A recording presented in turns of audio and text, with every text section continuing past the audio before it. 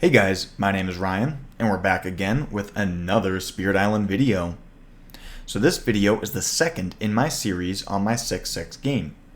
The first video covered setup decisions and necessary rules interactions. If you haven't seen that video, links in the description.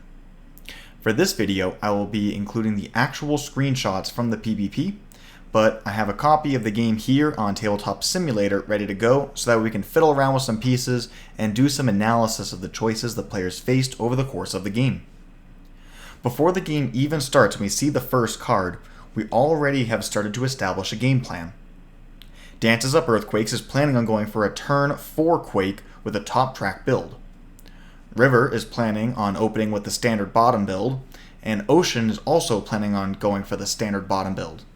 These are all pretty typical and expected from those spirits.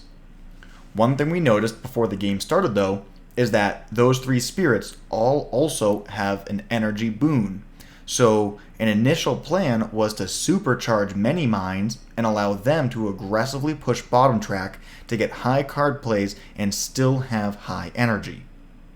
So let's see that opening explore. It was a wetlands. So, thanks to HME 6 and 1, we're already staring down a Ravage in 4 different lands.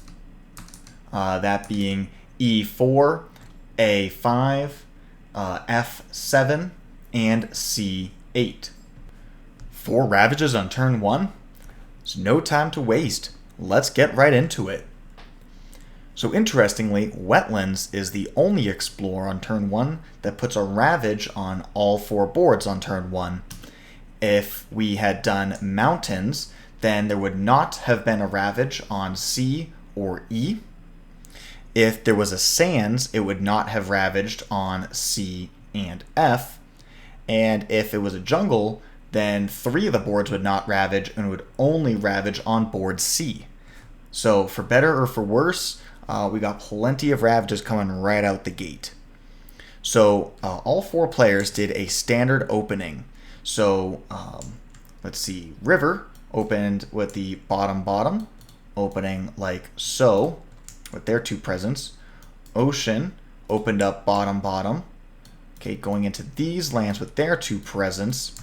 And Many Mines opened up top-bottom, going here into the jungles. And Dances Up Earthquakes went top track and put their presence right here in C5.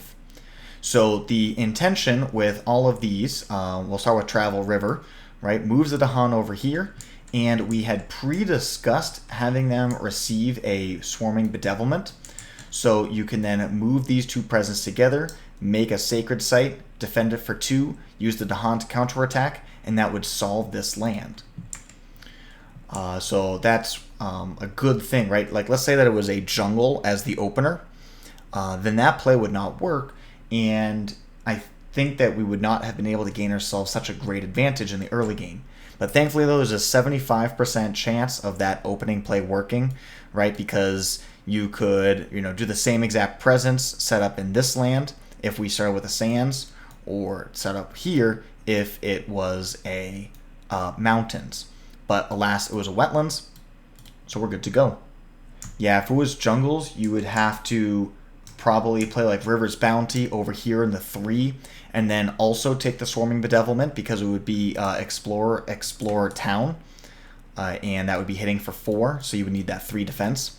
But alas, the fact that it worked out this 75% chance, that's really, really good for River, and as we're going to see, we're also going to be able to solve this Wetlands when it ravages on turn 2, and it's going to put River in an incredibly strong position. So for Ocean, I elected to go onto boards A and E. Why did I choose to go to board E as opposed to board C? Like, A is obvious, you have Washaway, you have River, that's what you're going to want to do, but why would I go to E as opposed to C?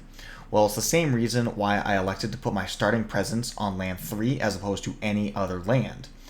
It's because on turn 2, I will be using my Growth 3, which only lets you add 1 presence. and you can do it at range 1. So you can actually add your ocean presence. Because I started here at the 3, range 1 from that is C1, and now I can be on all 4 boards. Because there was no particular reason for me to, like, I didn't know that was going to be a Wetlands Explorer, right? So there's no particular reason for me to choose any one of these boards. I just happened to get lucky with the fact that I picked the one that explored. But even if it didn't explore, like, then turn 2, I would be able to use my drown card. Instead, we're going to play at turn 1. But either way, we'll wind up with presence on all boards by turn 2. That way, everyone has the permanent ability to convert their push powers into kills. And considering all of these guys have push powers, they'll certainly find use for it. Okay, EMS over here. Because of these elements, we have a defend 2 that was going to be going out no matter what, so we might as well use it to protect ourselves from a blight over here in 7. Just a very high efficiency play. Little plays like this are really good and important because we're making sacrifices on our own board, right? So we can see Flo playing Many Minds is giving up his 4, which is going to blight upgrade. Remember, it does not cascade because of HME. And instead, he manages to solve River's board and Ocean's board at the same time. So it's like a 1-for-2 trade. Comes out pretty far ahead. It's a good play. But it requires you to look beyond the bounds of your board. Earthquake is doing basically like a nothing turn. He's doing the double impend of 3 costs. So there and there, that's the standard dances up Earthquake's opening if you want to go for the turn 4. And but he did get to gain a card on turn 1. And this one was actually pretty much just a snap pick. So one of the tricky things when you're using energy support is that you gain the energy on one turn, but you can't actually take advantage of the energy that you've gained until the next turn. It takes a lot longer to pay off. But Spur breaks that up. Spur allows you to take all that energy that you've gained and cash in on it immediately, so it gives you a little bit more tempo. So we knew with all this free energy flying around that majors would absolutely be on the table for really anybody. But even if you don't have the energy on hand immediately, because of Earthquake being able to give out the 6 energy with this gift of seismic energy, you'd be able to pay for basically anything. So now, by taking this Spur, you could play that, take a major, don't have the energy to pay for it, take Gift of Seismic Energy plus Spur, that gives you plus 7 energy, and then you'll certainly be able to afford that major. In fact, that plus 7 energy is so much, you'll likely be able to play that major again on the next turn. So just this Spur means going from playing a major on turn 5 to playing a major on both turn 4 and 5. It produces an incredible amount of value. Anyways, to wrap things up, Ocean winds up playing Call of the Deeps and Swallow the Land Dwellers. Swallow is just a great one to get value here in the 3, being able to drown the town after it builds, then it's no longer a problem. Call of the Deeps, this card's kind of a bad one. It's kind of a throwaway because of Scotland exploring as towns, so there's really never use for it, so I just played it here just to pick up some towns on the A coast. Could have used it to deny in 3. In hindsight, I should have considered playing this, but there's really no sensible places for Tidal Boon this turn. Maybe if we choose to Mining Boom here in E6, you could push that town out. Otherwise, it's just 2 energy, and, it worked out without it, so I think we're fine. Anyways, yeah, this is how we got ourselves set up for that first turn. So the event we wound up skipping was Strange Tales, which is great. Fortification can be pretty deadly against HME. Adding that extra Invader can just give you a lost condition. So even though it doesn't trigger the lost condition instantaneously in the way that like England would, it still puts you in a situation where you just have to deal with a land that you were hoping to be able to ignore. So that's a nice one to skip. So we do our builds here in the wetlands. Okay, so Disease stops that. This was defended, so that would stop 2 explorers. This was defended, so that's protected. Town, town, blight, blight, upgrade. So next we have to do the mining boom. River was planning on using a wash away, so they go there into A2. I was planning on just giving up F7, so I go there. Doomy was planning on giving up C8, so he goes there. And Many Minds feels like they have a little bit more control, so they go into E6. Next, we explore the sands. Okay, so coming into the slow, we just execute our game plan. Okay, River gets to do the wash away right into the ocean, a classic play. River's bounty, bringing in these two guys here, adding a Dahan. Ocean gets to do their drowning activity over there. And then EMS goes into F7, adding 2 more beasts here. The tricky decision, for me at least, that wasn't so obvious, was how to do the deeps and the drowning. I've played a ton of games as base Ocean, but before this 6-6, I've probably only played like 4 or 5 games as Deeps Ocean.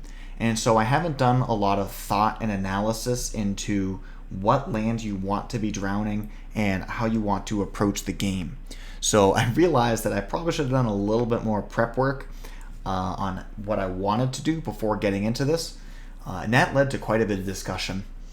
So in these, there's a million different things going on.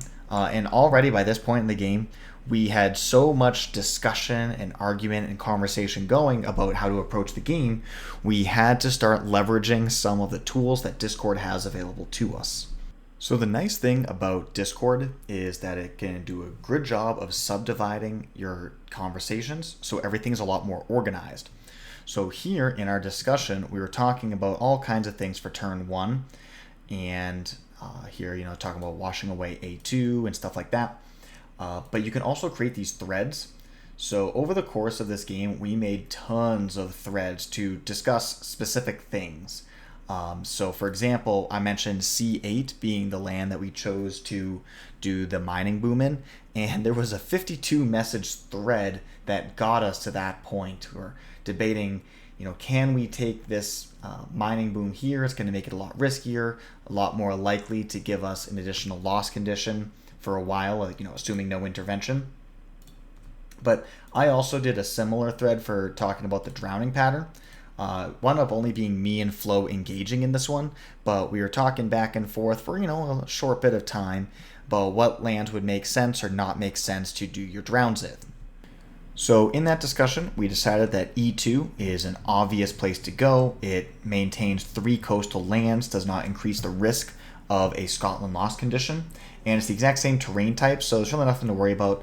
And that is where I wound up going for this first slow phase. But then the next place we were discussed targeting is F2, and depending on how the game plays out, can progress to picking up the rest of the coast, maybe progress over onto C, or maybe go up this way as well. In theory, if you were to take out these lands, you'd still get back to your 3 coastals. You have a few choices, but it all starts out with 2. River used massive flooding to push an explorer up this way, so this is how the board looks going into turn 2. So turn 2, River continued their bottom track opening, adding a presence off of bottom track into A1 and A8, right, avoiding this ravage here, and then sliding this Dahan over to land number 2, which adds a defend 1 there. And then using the standard river opening, reclaim the river's bounty, play the grip, and that's what you got for the turn. Ocean does the usual G3 opening, and this was the choice of cards. Not having a water here was a big deal, since that triple water is necessary because it adds a second deep token, as well as allowing you to repeat the damaging innate. So whiffing here really hurt. Scour the Land and Drought are extremely similar cards, but it's an effect that's just really not worth taking in multiplayer. In a solo game, it's certainly worth considering, but in multiplayer, my teammates are solving my inlands, and in return, I'm solving their coasts. so there's just no need to take such a high-risk card. Visions helps me accomplish my primary responsibility, so that's the pick. Presence is pushed out to E1, A2, and F1. And then we have to decide where to add a presence. The original plan was to go to C1 from this position, but we realized that we did not have a plan to stop the Ravage in C2 when that came up. Since that Ravage would happen next turn when Ocean's on a reclaim, that would mean that my presence on C would be destroyed by the Scotland 5 effect. And so that was not really a risk I really wanted to take, but Selly said that he'd be able to get into a really good position if I were to make that sacrifice for him. And since our primary goal here is to just get to turn 4 alive, it's good to make a sacrifice in order to set up the Earthquake player. So that's what I did, going across bottom track and adding to C1. So Many Minds continued their standard opening by adding a Sacred Site to F4 and going up to 3 card plays. Okay, gain your energy for the turn, and you can play the whole grip here as well. Totally costs 0. So that's really nice. Once again, Flo is electing to grow onto my board and basically sacrificing his own. So last we have Dances Up Earthquakes, once again, taking Growth 2 and gaining another minor. Savage Maw Beasts and Reaching Grasps are pretty easy to eliminate since they don't do much of anything. Late in the game, Reaching Grasp is fantastic because you tend to have all these excess actions, and really it's hard just to like target specific lands to help you close out the game to be able to reach that one city that you can't kill otherwise. But this early in the game, it's basically just a blank. So because it's turn 2, it's not worth taking. If it was much later, you definitely would consider it. But instead, we have access to Nature's Resilience, the best defend minor in the game. So it's a pretty easy pick here. Since dances can move a presence every turn, the Sacred Site requirement doesn't really matter that much either. It's just a great pick all around. So plays Exaltation and impends Radiating Tremors. These ones should be bumped up. And there we are. Okay, Nature's Resilience and here. So yeah, Ocean went up to 3 plays, gained the card. They played their whole hand. And so this is the cards that we're playing going into the fast phase. So the defend one from Travel River is now significant because Ocean is playing Grasping Tide here to add another 4 worth of defense. So assuming we don't get any bad event, this land is fully solved, and that's looking like a pretty happy board for River. River also used Flash Floods over here in A7 in order to set that up, and gave out Boon over to Many Minds. Ocean uses Visions in order to make F1 a little bit more manageable. And then Many Minds has a nice big turn, as Many Minds tends to do every fast phase. So first, we're going to use our Dreadful Tide in order to skip an action up here in E6. Then we're going to use Pursue in order to send the things from F7 into a bunch of different directions. So we got this Explorer going over here to F4. We've got this town going over to A8. And then we've got another town going over to E6. Oh, E6 is this one. Haha. Okay, then Guide on the way, Feather Wings. The Sacred Site is going to move down over here to F1, picking up this Dahan along the way and bringing it down over here. The intention here was to use Tidal Boon in order to pick up this town after it builds, and these the Dahan could then swing around the island, and then this land could be defended, and all would be well. Then last, we're going to move some beasts over into E8 and defend that land. So it's going to be these beasts come over here and drop a defend 4 off of that right innate. This is how it is going to look going into these going into the Invader phase. I decided I wanted to focus on the actions of the board instead of tracking all the fear and energy gains and some of the more tedious things like that. I will be updating things with the official screenshots. You can see right here that I have added the fear, but I didn't want to be burdened with tracking that kind of stuff and taking attention away from the more interesting parts of the game. Since we have a plan to supercharge many mines with energy, I did add a tracker over here so we can see how much energy is given over the course of the game. So anyways, our first event of the game is that we actually execute is Cities Rise. This event is a fringe loss condition against Scotland, so it's nice to get it out of the way when it cannot do much damage. Upgrades happened in E6, C8, A8, and F8.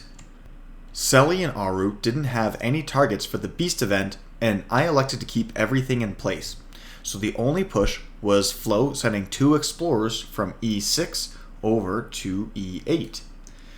That way now, the bottom part where it gives you that free defense, it's all taken care of right there. That's okay. And so now we're going to do some Ravage, and there's going to be some upgrades as well. So I just did the Ravage for the wetlands, and there was some upgrades that happened here in E4 and in C8. And in addition to all of that, there was also Scotland 6.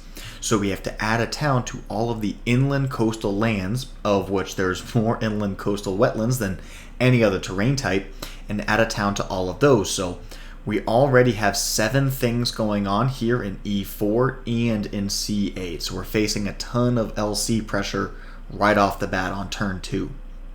Well, after we do that, now we have to do actions in the sands. So there are mining lands, and those will ravage, and then otherwise they will build.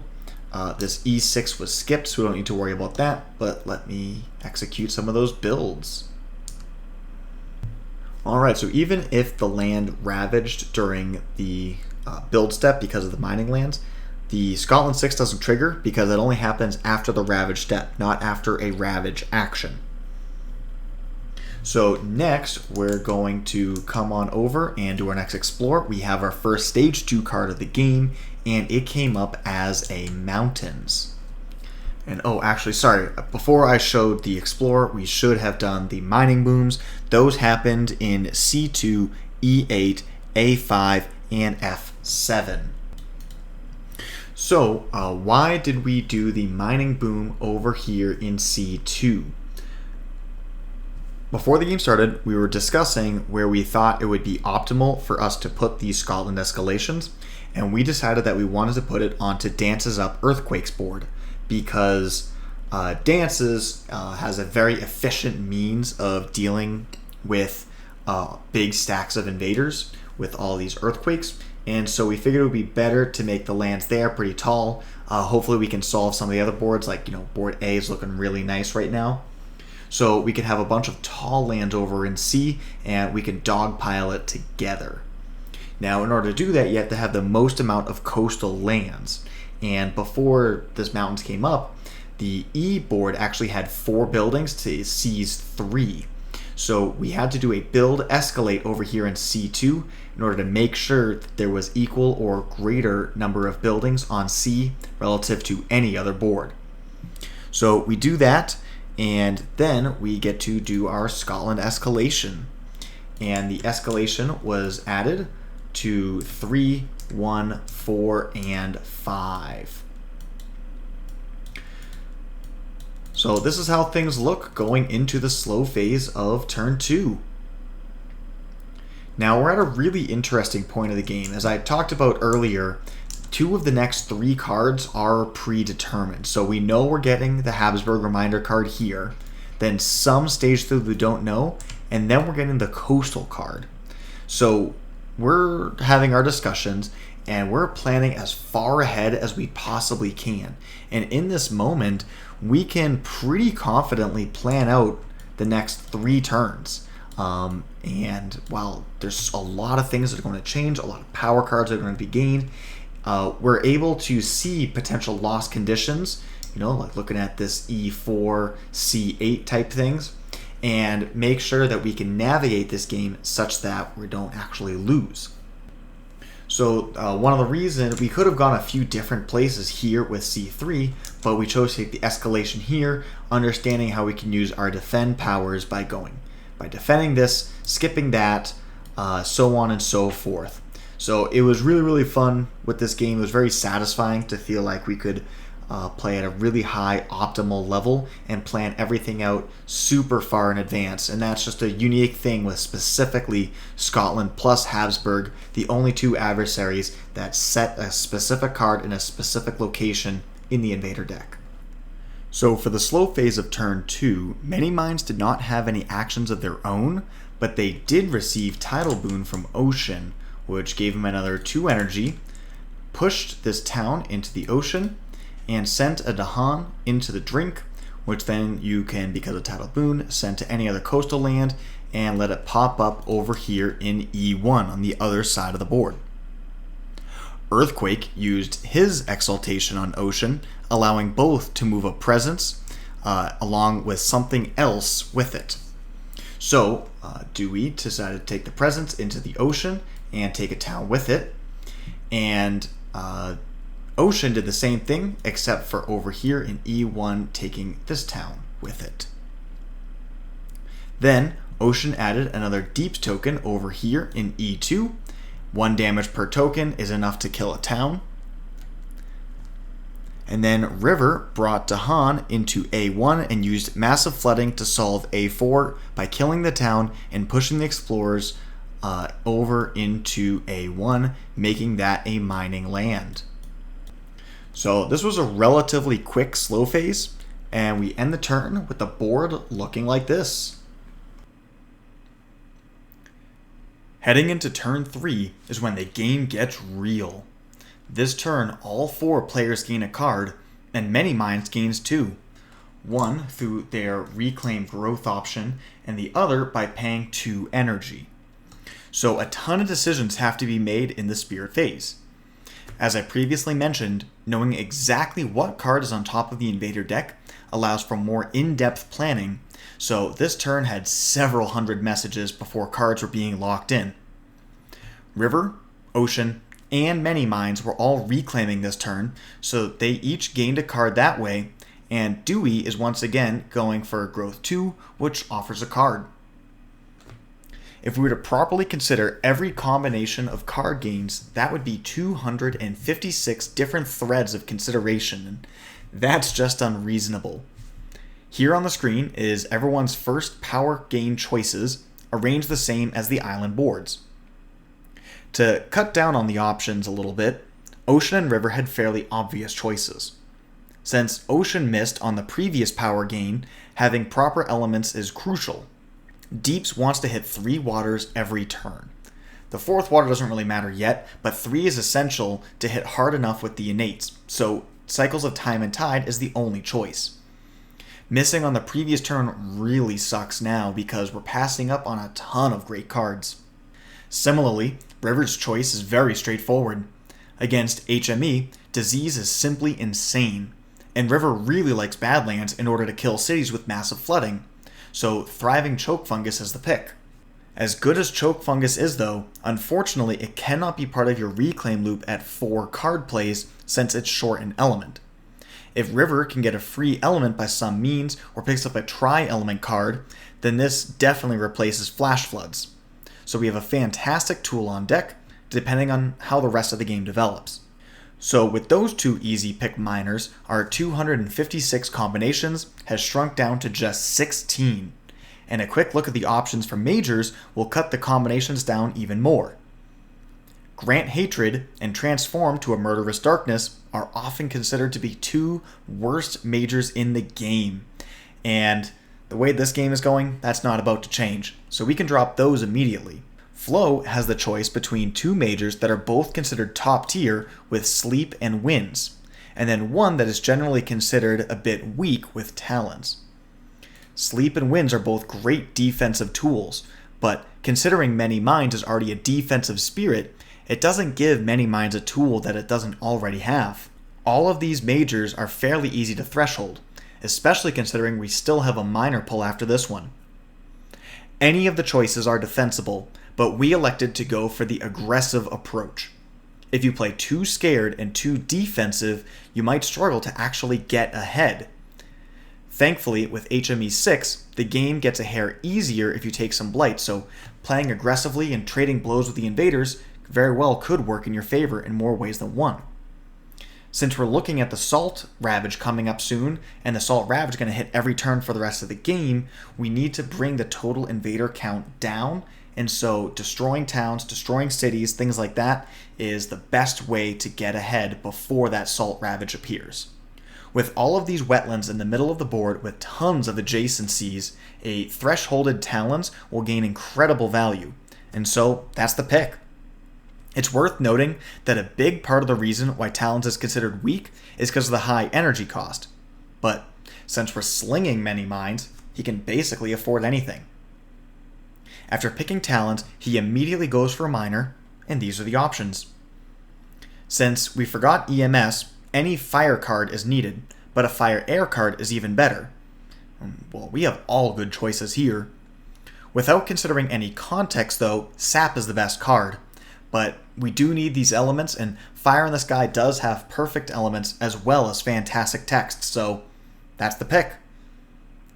All while everyone was picking cards, there was a long discussion about which cards Selly should pick between Exaltation of Incandescent Sky and Forests of Living Obsidian. At first, Selly wanted to snap pick Living Obsidian. It's right in line with Dance's game plan. Forests, in combination with a single Quake token, can clear any land. Just with the cards already impending, it's going to be thresholded. And that would make the turn 4 Quake even better. But this was the first time in the game that there was a big argument. Well, I don't think argument's the right word here. The word has a fairly negative connotation, and certainly that wasn't the vibe, at least the way I read it. But the point is that almost everyone was throwing their hat into the ring with different opinions, and conversation around the pick went for almost an hour. We all agreed that Living Obsidian's a very good card, but also that it was a bit limited. I mentioned earlier that Reach and Grasp would have been a great pick later in the game, and this is exactly the kind of card you'd want to combo it with. Even with the moving presence, it's hard to get a Sacred Site at range 0 where you want them, but Reach and Grasp would make this card insane. But the real pushback against taking Living Obsidian is the opportunity cost on missing out on Exaltation. This is a new major, so if you haven't played with it or seen it used, the card is absolutely yoked.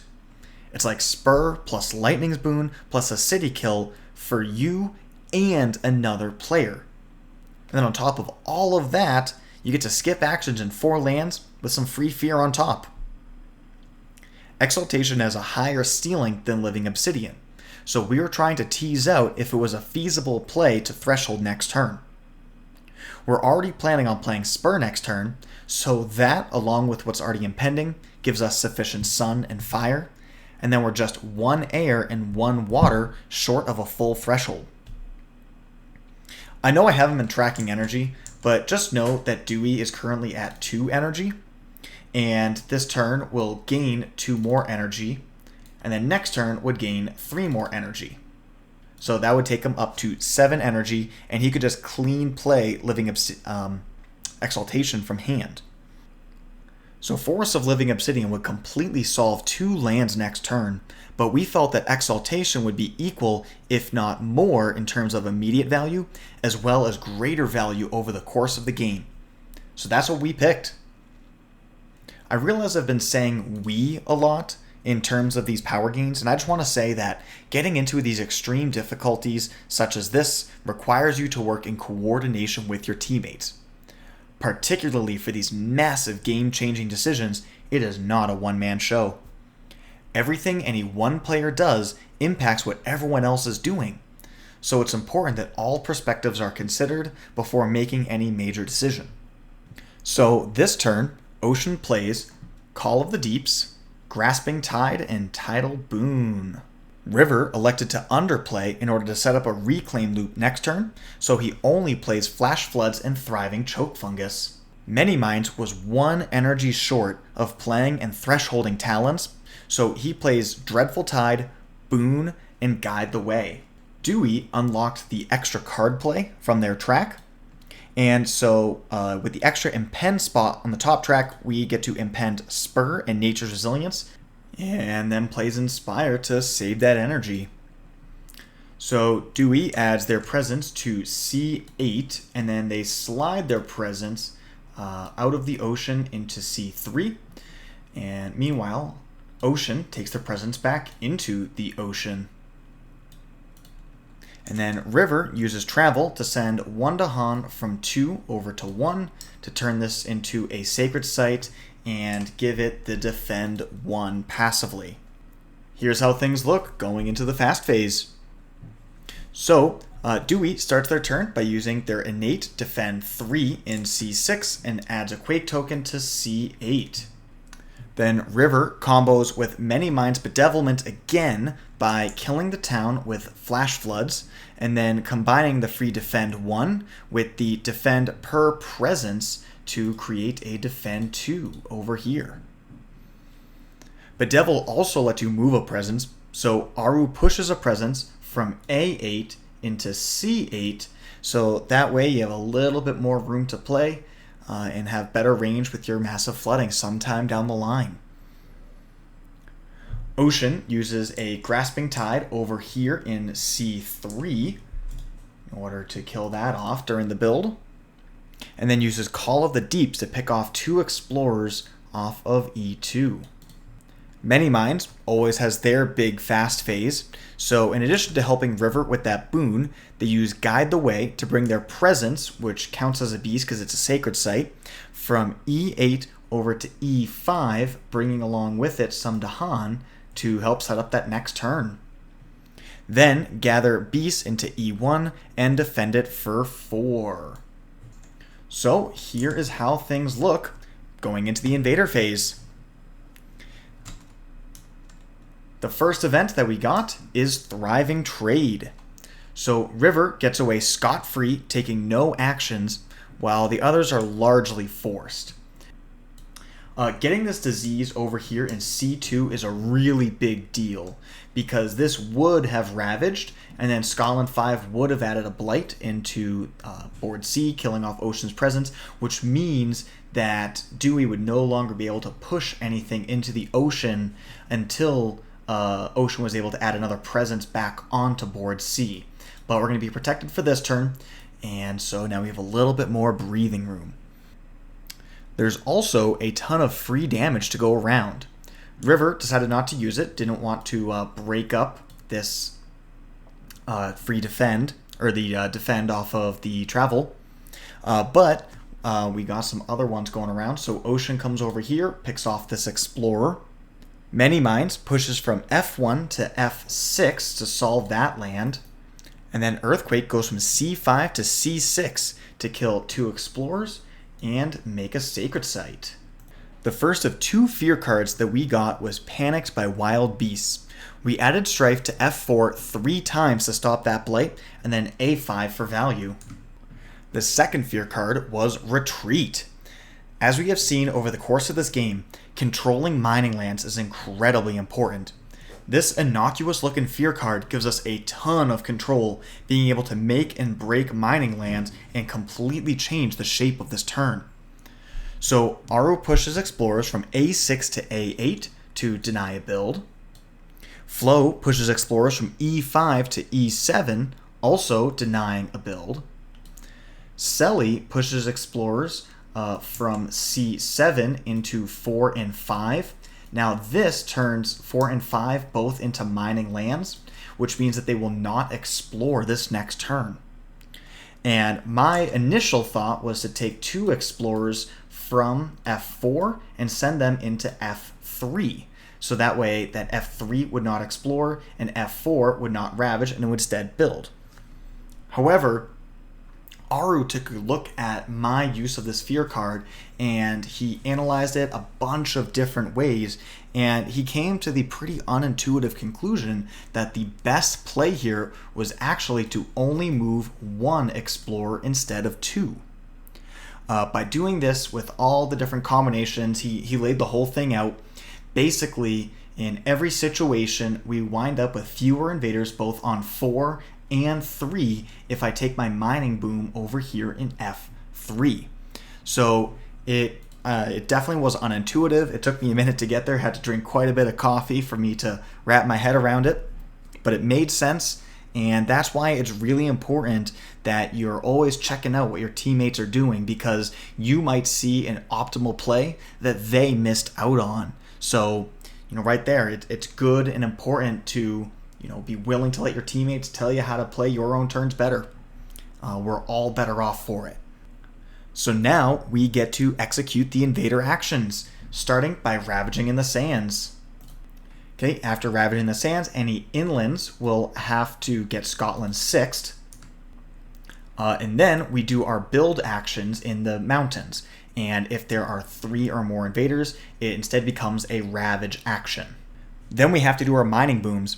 We did that in F3, C7, E8, and A8. After the mining booms, we come down and we explore the non-mining lands. Anything that is not a mining land gets explored. So I did not actually know this rule before this game happened, but it turns out because of HME 6, normally you would think that you'd have to add a second explorer to all of the different lands. I didn't realize that on HME 6, it says you only do 2 lands get the extra explorer per explorer card, which means that HME 6 is really not as dangerous as I ever thought that it was, which also tells me that maybe taking all that blight to avoid it is not nearly as important as I would have thought otherwise. So here, we pretty much all have multiple lands that we're going to be exploring, like 3 or more, and we only need to add the extra explorer to 2 of them. So anyways, I will put that all in. So here we are, heading into the slow phase of turn 3. Ocean starts by adding a thirds deep token into E2, as well as a deeps token into F2. Then does the damage plus the repeat over here in E2 to pick off 2 cities. Then uses Tidal Boon on River. River takes that Tidal Boon to drown the town in A2, and then takes these 2 to Han and shoots those guys over to E2, planning on using some defense in order to solve this land. River is on their underplay turn, so they just use Thriving Choke Fungus over here in A8, and they only get the first tier of their innate, so they just push the Explorer out of A6 and send it into E4. Now it's important to note that that is now 8 things over here in E4. It does not check for a loss until the end of the fast phase. So as long as you have a plan to deal with some of these invaders before the end of next fast phase, you're A-OK right here. Many Minds and Dewey both have fairly quiet turns. All that happens is Dewey moves Han from C1 to C6. Many Minds has nothing. And now we are headed into turn 4.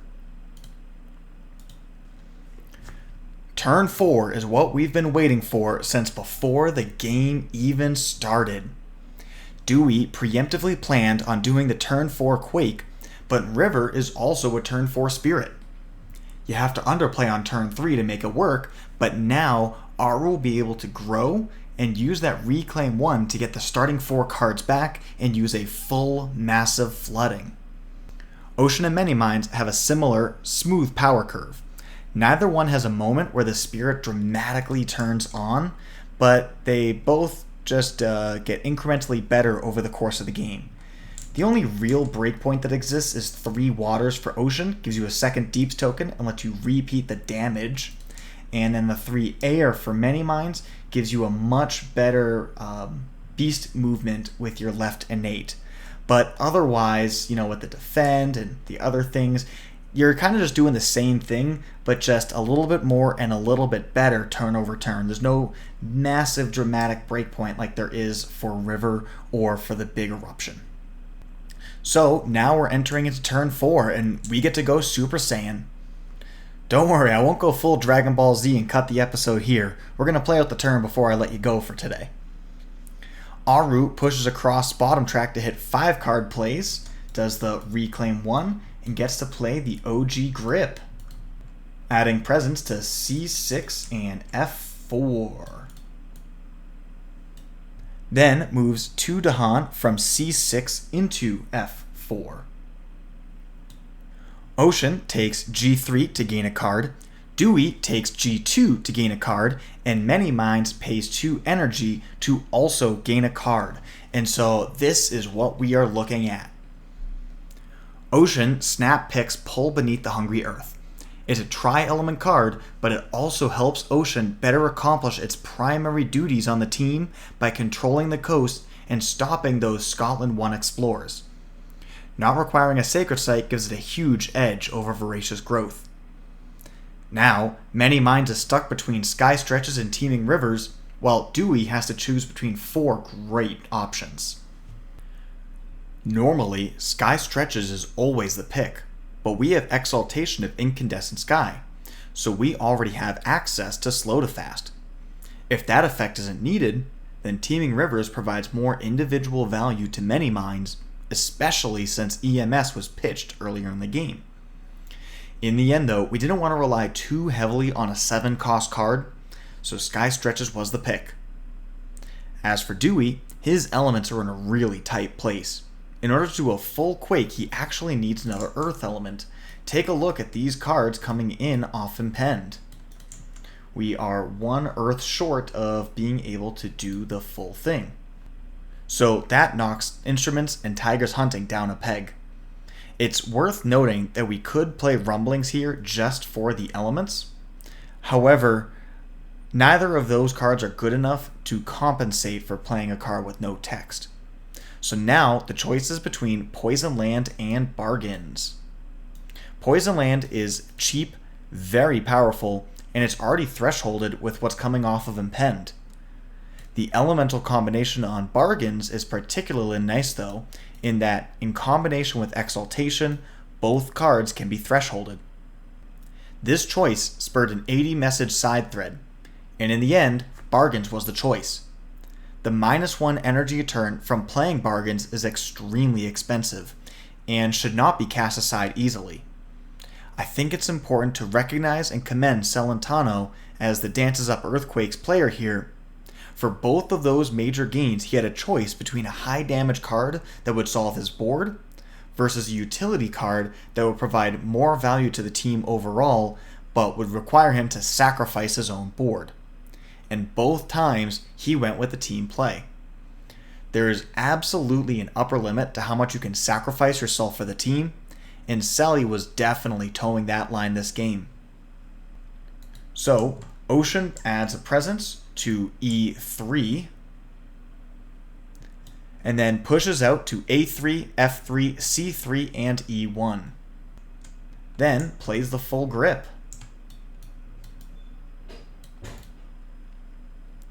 Many Minds adds presence to F1 and F6, then plays Fire in the Sky and Pursue.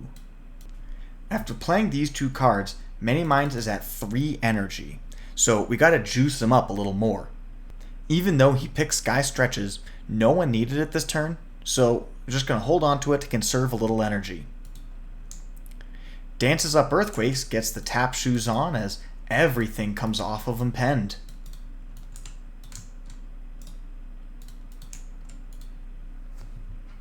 Adding a presence to C1 and sliding from C8 to C7, Dewey is going to be at 7 energy. With that 7 energy in the bank, he plays Exaltation straight up and impends Rumbling. So let's see how this crazy turn goes. First, Gift of Seismic Energy and Spur On with Words of Fire both go from Dewey to Many Minds, giving 7 energy to Many Minds and allowing him to play Talons of Lightning. Next, River gives 6 energy to Dewey with Boon of Vigor. Then Dewey plays Exaltation of Incandescent Sky to River. For Dewey's portion of the card, he does 3 damage in C7, doing 2 damage to the city and 1 damage to a town. An important rule to understand is that you always execute cards from the top to the bottom, resolving line by line.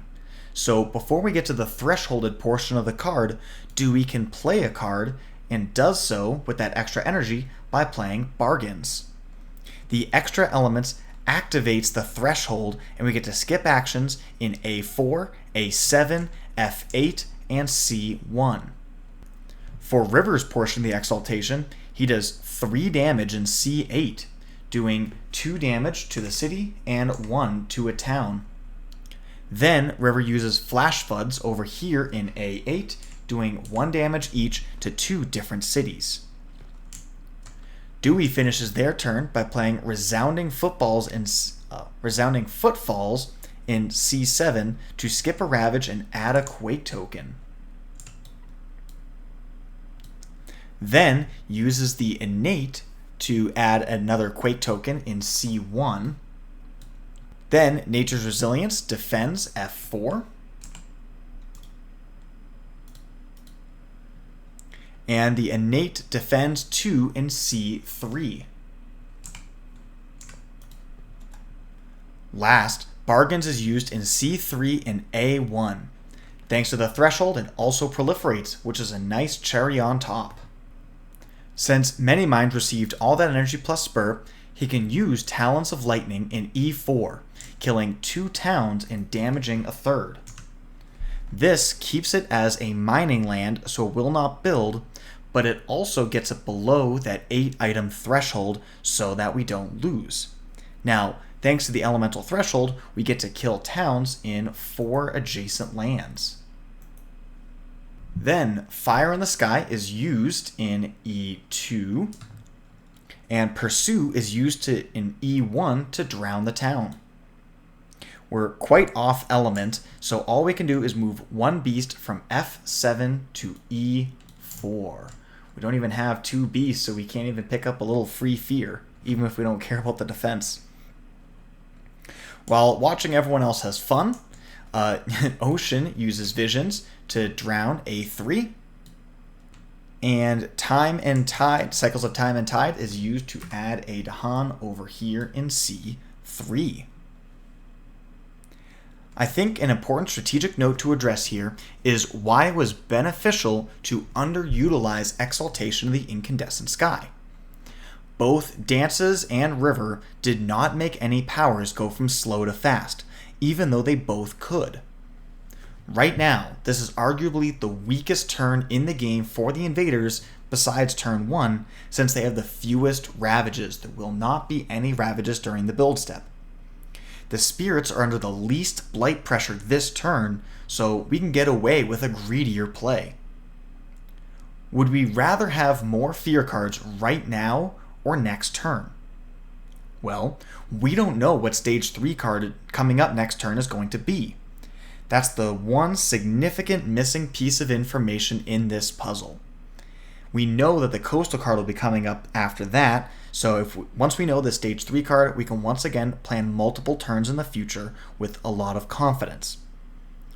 Let's say we took the extra fear cards this turn by having both River and Dewey use the Renates fast. How will we know where the best places to use the fear cards will be? What if we invested in solving these sands and then the card comes up as Jungle Wetlands? By waiting to have as much information as possible, we will be able to maximize the value of every single card. So with that being said, here's how it looks heading into the Invader phase of turn 4. For our event for the turn, we get Gradual Corruption. So we have to pay 2 energy per blight that we wish to prevent, since there are 2 Invader cards in the discard pile. Many Minds paid 4, putting himself down to 0. Dewey paid his last energy, Ocean paid their last energy, and then River took a blight in A8. Disease does a bunch of damage all over the board. And then we get to add some Dahan. River goes into F4. Many Minds goes to F6. And then Dewey and Ocean both have a presence over here in C3. So they get to be the first to abuse the portal. This is another new Nature Incarnate card that you may not have interacted with much before. Basically, for the rest of the game, whenever any piece is added to or moved into C3 or A1, that piece can be teleported to anywhere on the island. This is a spirit action, so that means invaders that explore these lands can be tossed directly into the ocean, in addition to all the other ways that it can be used. Normally, oceans are only in play for spirit actions, which means not during the invader phase, but this is a spirit action. Both dances and ocean teleport their Dahan over to E4, but it's worth noting if we wanted to, we could go to 2 different lands. So now we have 2 fear cards at terror level 1. Starting with depopulation, a town is downgraded in E6, C5, A7, and F1. Then we have unsettled, so we get more downgrades, and these are used in E4, C5, F7, and A5. So we had gambled on F6. Most fear cards would have solved this land here, but unfortunately we missed on 2 in a row, so we have to take a blight and flip the blight card when we head into the Ravage. And we got Slow Dissolution of Will. This is another of the new Nature Incarnate's blight cards. So if you haven't seen it, basically it says that you have to sacrifice a presence every single turn, and you only get 3 presents on the card. The other sacrifice a presence every turn cards have 4 or 5 blight on them. So for compensation, in order to justify having less blight on the card, we actually get to add a token in replacement of our presence every single turn. So we have to choose now between Beast, Wilds, and Badlands, and then that's the token that we get every turn for the rest of the game. So we wound up having a bit of discussion. All of the choices are quite good here. Since we have many mines, Beast can be useful. Wilds is great at stopping the whole chain of custody with both of these invaders. And then Badlands is just great for, killing cities, whether with massive flooding, being able to pick off a city, or just dances up earthquakes, has a ton of damage. All kinds of ways that Badlands can be used as well. In the end, though, many mines, river, and ocean all picked beasts, and then Badlands was selected by dances. So anyways, we execute the rest of this Ravage. There was a defend 1 here because of the 4 Dahan with river.